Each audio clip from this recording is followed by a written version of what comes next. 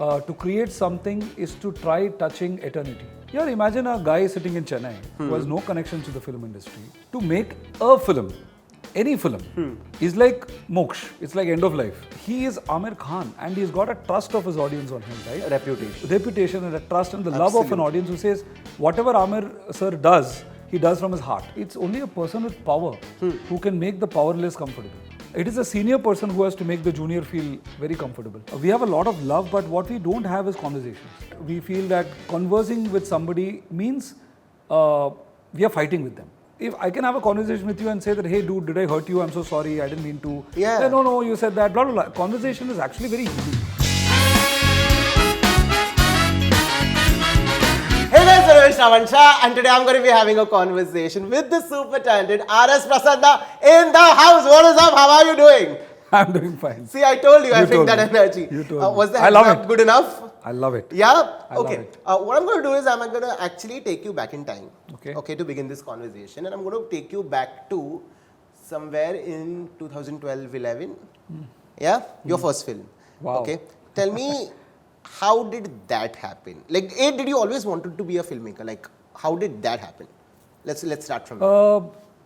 Yeah, man. So, I've been that kid who grew up watching cinema. Okay. And for me, when I watched this movie called Gunaa by Kamal Haasan, I was in my first standard or second standard. And my father is a big film buff. And he allowed me to watch this film, which is set in a brothel. It's the character that Kamal sir played is a person with a special needs himself, intellectually challenged person who is born in a brothel and who thinks he is Lord Shiva. Oh. And he wants to marry a person who he thinks is Parvati. And he wants to believe that, they are made of God stuff. And this world of the humans that we have, this corrupt world that we have created is actually not their world.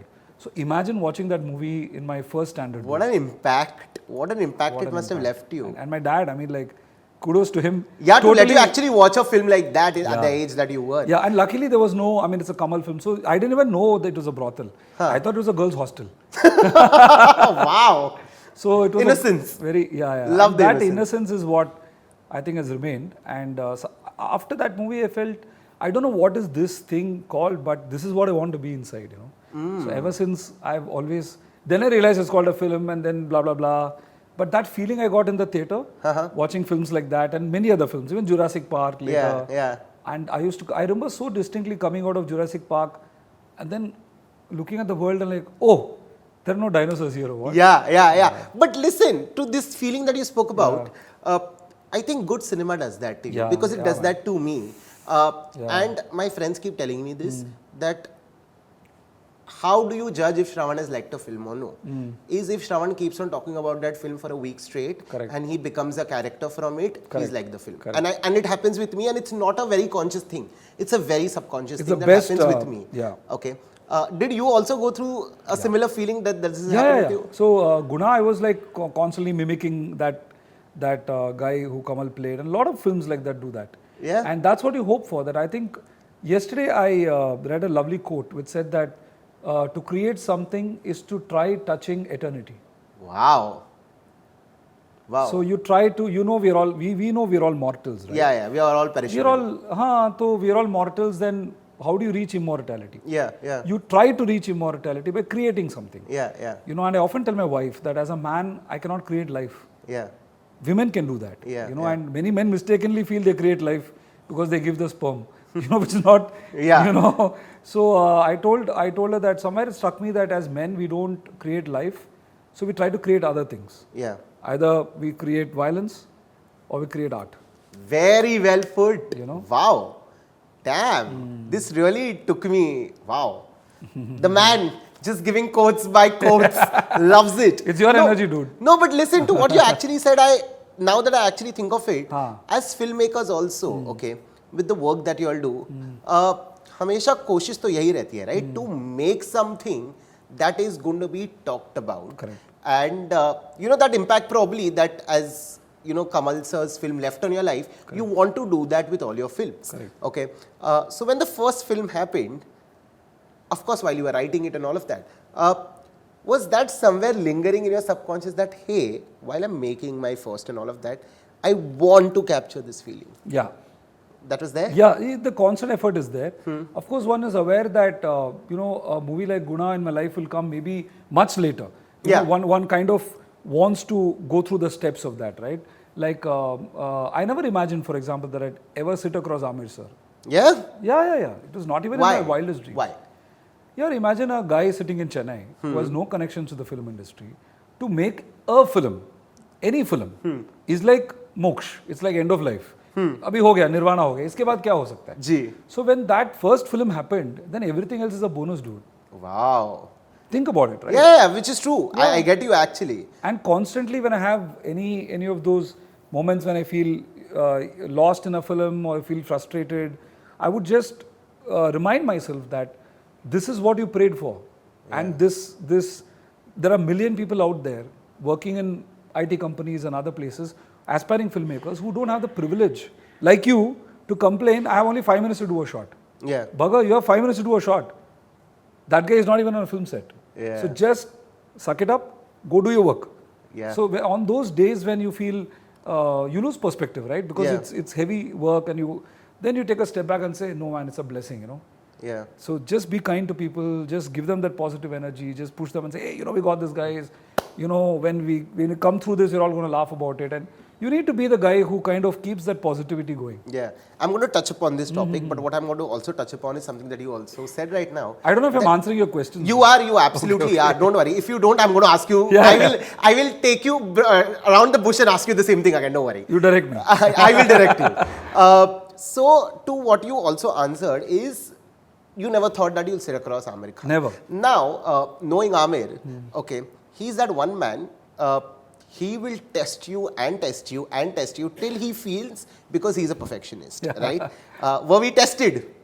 Well, I don't know if he was testing me, but I felt somewhere that it was like an exam, that was I needed to. Because there were, obviously, people say that he takes a lot of time to decide. Yeah. But of course, he would take a lot of time because to decide. It's a lot of money. He's got a lot of money is one thing. Yeah.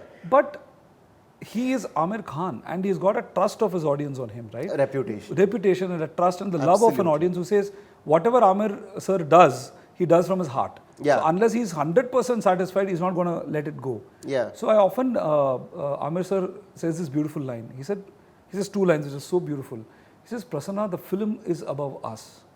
And nothing should come in the way, neither my ego nor yours. So whatever is right for the film, we'll do it together. Yeah. And the second line he said is, give me diamond. Give me diamond. Because, Prasanna, we have this one chance to make this film. Yeah. One chance. Let's give it all. That's his energy and it's so infectious, dude, to see him come on set and, at this state of his career to be kind to people. Many people say he's a perfectionist, but what I've observed and which I would love to add to his kind of like the study of Aamir Khan is that he's a perfectionist in behavior. And that's very rare. Very rare. That's very rare. You know it. That's absolutely very rare. With assistants, how to behave with the HODs, with co-actors. He makes co-actors so comfortable. Yeah. And so all those are great learnings. And genuinely I never, so for me I felt that he will have to test me. Yeah. And why not? Yeah. And I have to earn his stripes. Yeah. I wanted to be tested. Yeah. We actors audition. Directors should audition too. Yeah, why not? Actually, that's a great quote. But listen, when a director like you, okay, when you're directing the Aamir Khan, okay, I'm sure, there are moments where you're like, yaar, I haven't gotten what I want. But how do I tell this person that, hey, you know what I mean? Yeah. Because somewhere, and this comes from a point where I have no connections to the industry. Correct. So when I came to become a journalist, my initial phase was I was scared of everything. Yeah. Same you know here. What I mean? Same here. To now actually being like, hey, this is what I want. I'm sorry if it's not what you think it is, but I'm going to just call it out. So was that easy for you on a set which has Aamir Khan? Yeah. So you're absolutely right. I was petrified of that, and actually it was Aamir sir who made it very comfortable. Because it's only a person with power who can make the powerless comfortable. in any equation, right? Yeah. It is a senior person who has to make the junior feel very comfortable. Yeah. Because we are going to make him feel comfortable anyway. Absolutely. Right? And most people abuse power. Whereas Aamir sir empowers people. Which is very rare because he somewhere knows the pain of a director. He's a director himself. Yeah. He comes from a family that has produced, has directed. He's been an AD himself. Yeah. So I think he knows the pain, and somewhere in his personality, I find that he's got this very protective thing going. Energy for the people around he loves, him. right? Yeah. Even small things, right? If somebody is behaving obnoxiously, he'll immediately swoop down and protect whoever that person. I think he's got a very protective aura about himself. To protect the people he loves, to protect the script, whatever. Yeah. So I think Sir made me very comfortable. And I'll tell you one anecdote. On the first day of shoot, after the puja, that muhurat is there and all that, no? So uske baad Sir was going to the vanity. I quickly walked up to him and said, "Sir, remember it's the first day of shoot." Good. I said, "Sir, I really love you." Okay. Okay. Wow, where is Why this going? I said, "Sir, there'll be times when I have to come to you and ask for one more take, and I hope I can do that." And he said, "Yeah, but of course, that's your job." Yeah. I'm like, okay, that was easy. And then on the day of shoot, when we would ask for anything like the focus is not right, or sir, can you do it a different way? It was so casual. Yeah. And he made it comfortable for all of us. Because then you are at ease. You're doing a job. Yeah. So you know what? Then I told sir, you should make more films. You know why? This culture of a powerful man, using his power to empower people rather than to abuse them. Very rare. Is very rare, and that we need to have. Yeah. We need actors who actually understand that when a director comes to them and says something, right? It could be good or bad. You can argue, you can... Yeah. It can be a civil disagreement. Yeah. However, more often than not, he is coming from a space of, hey, your performance can be better. Yeah. Finally, exactly. It's not because whose ego is better. Yeah. I mean, I'm sure there are assholes there too. but more or less, I think most people come from a space of, just doing the job. Yeah. And I think Aamir sir makes everybody feel very comfortable with it. Yeah. Also on this film, you have Aamir Khan and then you have bunch of talented team, okay, as your supporting cast. And you know what, I watched the trailer, I'm like, I don't know who do I pick as my favorite, whether it's Aamir Khan or whether it's these guys, because they're such rock stars in a vibe, and I'm like, oh my god, like I know I'll be hooting and cheering for each one of them when I watch the film. So when you were even directing them, okay, now do they have they acted before, or did you have to do workshops with them? Like, tell me about that. Yeah, so one of them has acted before. Okay. Gopi has acted before. But largely we realized that we'll have to go with people who are freshers in that sense, right? Yeah. So we spoke and I spoke to Aamir sir and said that we'll have to go with real actors. He said, yeah, of course. And I was like, now how do we do it? Because I've never done a scale of this, and I know that in Dangal sir has done it. And, so he said, just start the casting process. However long it takes, it takes. It took a year. What? Yeah. Takes a year because we went through 2,500 auditions, had a fantastic casting directors, Tess Joseph, Anmol Ahuja, and we had a consultant pediatric doctor. Her name is Dr. Nina. She was helping us understand special needs, Down syndrome, autism education happened for all our crew. Yeah. And which is again very important. Very important. And we had a great basketball coach, Sylvan, who was so sensitive to all of them and the way he used to coach them. So we created a mini kind of like an utopia, I would say, of like a mini film school. Yeah. Where every day morning they would come, we'd have acting workshops. In the afternoon, they'd sleep.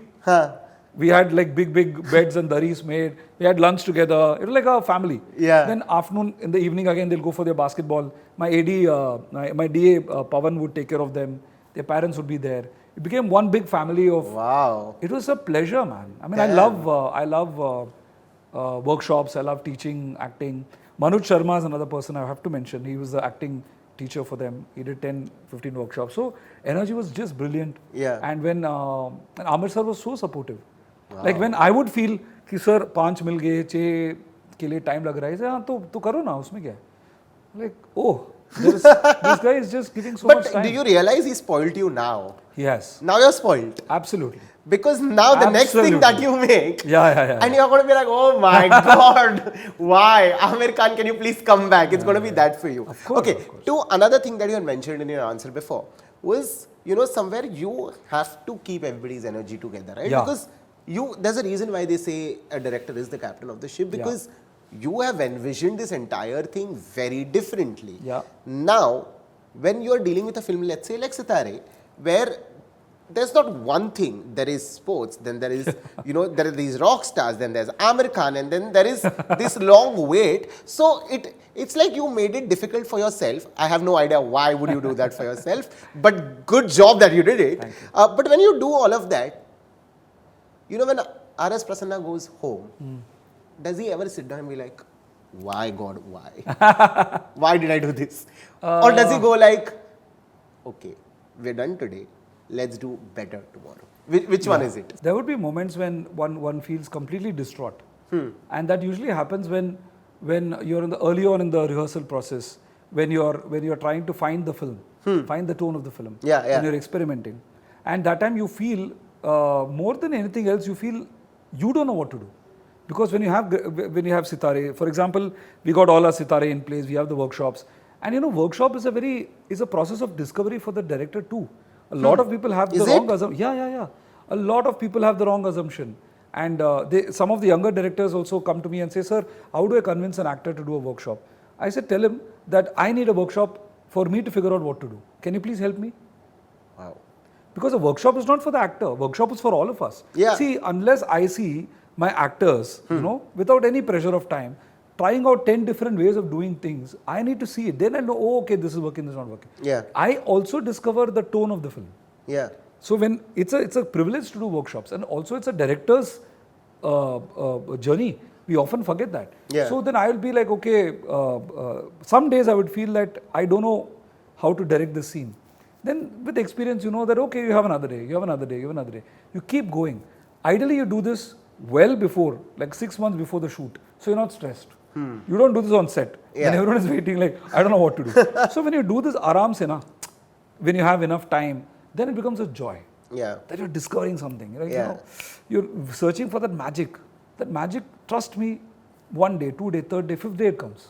If you don't give up. And you realize when it comes. When it comes, you go back home saying, yes, I have got the sur of the film. Yeah. Damn. So it's a great moment. Yeah. But like you very correctly pointed out, it is like how movies are made. I have this, now that I'm in the mood of quoting a lot of things. Yes, please go for it. So there's this thing where, if you do 5 takes, 6 takes, 7 takes, you are going through 5 NGs and then you get that 1 gold, right? Absolutely.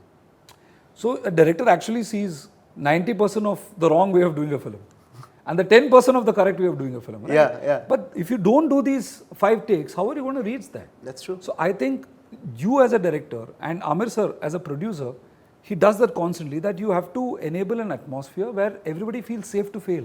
Your first rehearsal is not going to be correct. Yeah. That's why we rehearse. Yeah. That's why it's called a rehearsal, guys. That's why it's called a rehearsal. It's not checking whether you're a good actor. It is to make sure that how does the scene pop? Yeah. That's what our intent is. So it takes 5 rehearsals, 6 rehearsals. We'll do it. Nahi to kal karenge. So that privilege can only happen with Aamir as a producer. It can't happen easily. Because I've been in films where the budgets were so tiny.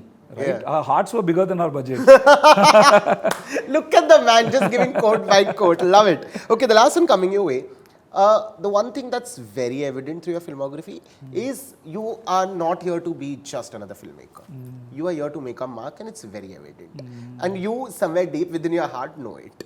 You're being very kind. I am not being kind, and you are just being diplo about it right now, but it's the truth. Let's be honest. Okay.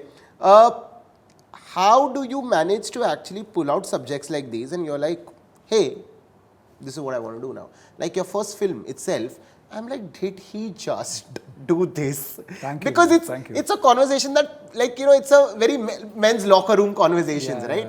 To now suddenly seeing on at 70 mm, I'm like, wow, he is just letting secrets out now. So to now even Sitaare, who would have dared to even actually think of something like this? And to see it on the celluloid. I don't know what your next subject is going to be, and I think you know somewhere what your next subject is. No, neither do I. I have a couple of thoughts, but nothing. You do? Yeah. But what does R.S. Prasanna's drawing board look like? First of all, thank you so much for making me feel really good. Thank you. And secondly, मुझे क्या लग रहा है कि in our families and in our this thing, right, we have a lot of love, but what we don't have is conversations. We feel that conversing with somebody means we are fighting with them. Like it's still a thing, right? I tell my wife all the time. Like I've learned from my wife how to be kinder, how to listen, how to say, how to be more selfless than I am. But she has learned from me how to say no, how to have conversations, difficult conversations, because I feel हमको लगता है कि having a conversation माने we are fighting. Yeah. But that's not true. Absolutely. If I can have a conversation with you and say that, hey dude, did I hurt you? I'm so sorry, I didn't mean to. Yeah. No, you said that, blah, blah, blah. Conversation is actually very healing. Yeah, this communication is important. It is very important. Yeah. So I think that we don't want to, in not wanting to hurt each other, actually we end up doing more damage. That's true. Because we have been taught that if there is a conflict between you two, it can never be resolved. Yeah. So don't talk. So don't talk. Like in Dil Dhadakne to Ranveer Singh's character say na, यहाँ पे कोई बात ही नहीं करता. That's true. But that's true. That is absolutely true. And we have not been taught how to talk to people when we have difficult things to say. Yeah.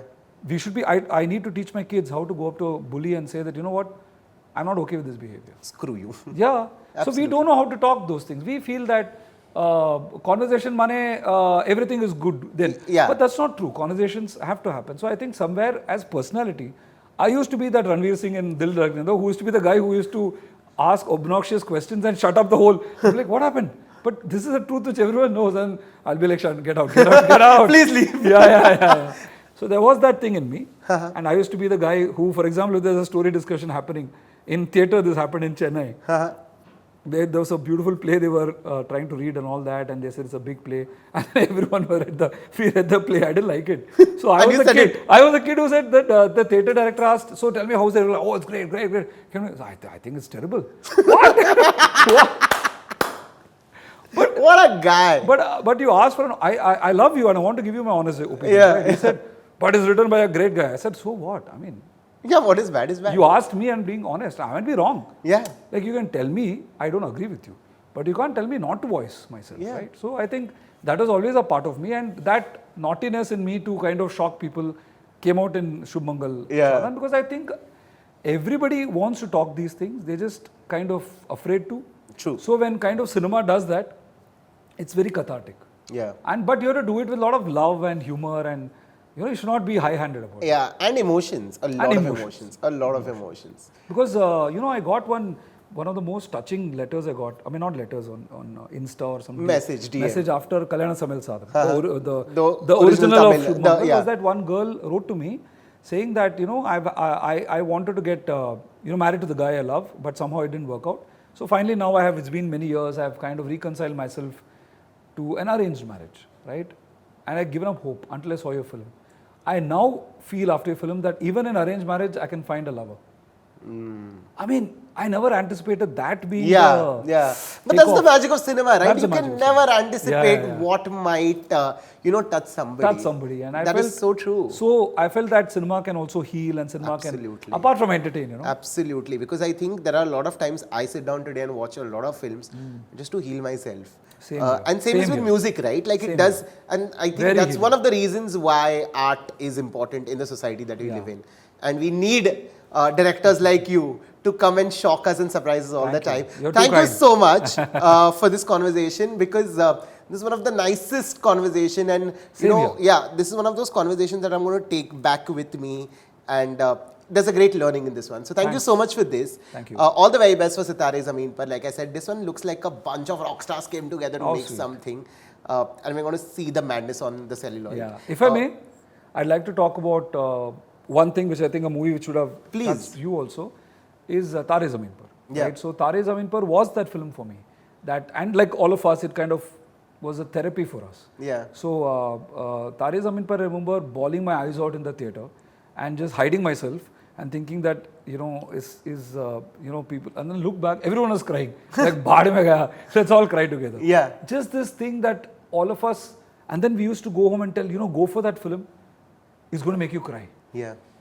I found that very unique with Taare Zameen Par. Yeah. That in our generation, That is so usually you say, go for that film, makes you laugh. Yeah. Because, you know, you want to have a good cry. Go that film. Yeah. So crying is therapy. Yeah, and it happened with me actually. Yeah.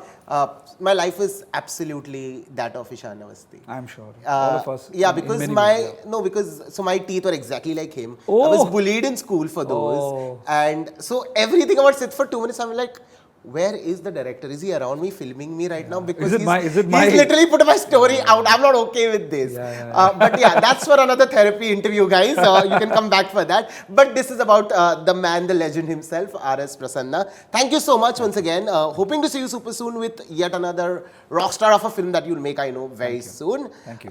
Till then, this one is a wrap.